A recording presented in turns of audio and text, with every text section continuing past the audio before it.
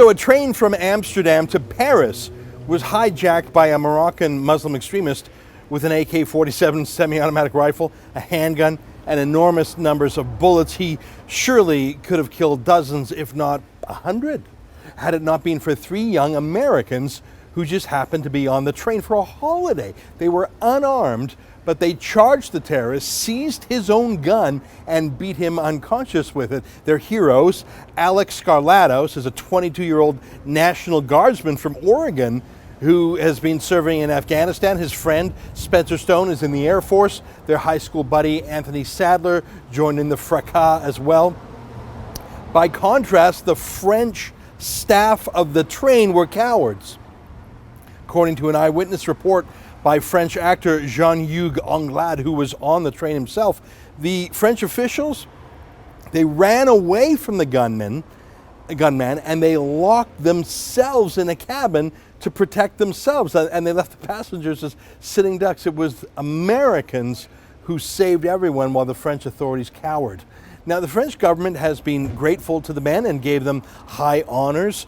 In a pitiful display of mugging for the cameras, the American ambassador to France seemed to sort of push her way into as many photos with the men as possible, as if the Obama administration's cowardly approach to terrorism or any American foreign policy had anything to do with the individual acts of courage by these military men.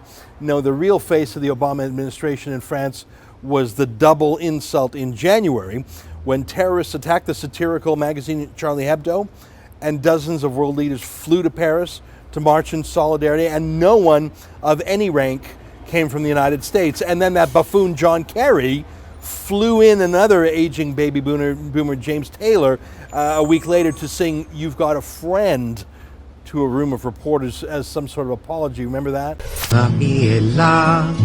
Now ain't it great to know you've got a friend when people can be so cold?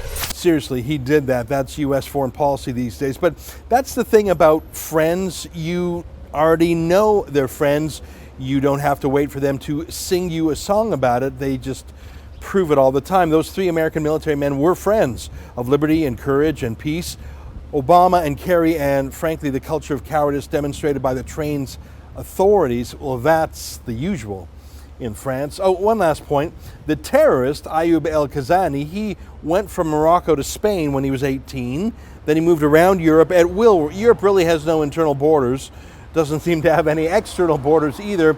El-Kazani went to Syria last year, according to Spanish police. Though he denies that, he denies he's a terrorist at all.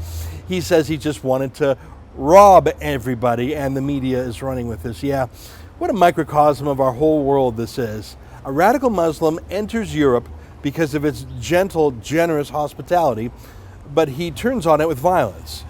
He goes to Syria for training with the Islamic State. He's tracked by police, but they're too politically correct to do anything about it. And the attack itself is met by Euro cowardice, saved by a handful of Americans. Oh, and the Obama ambassador wants to take credit for it all. A story of courage and luck, masking a deeper story of danger and cowardice. For the Rebel.Media, I'm Ezra Levant.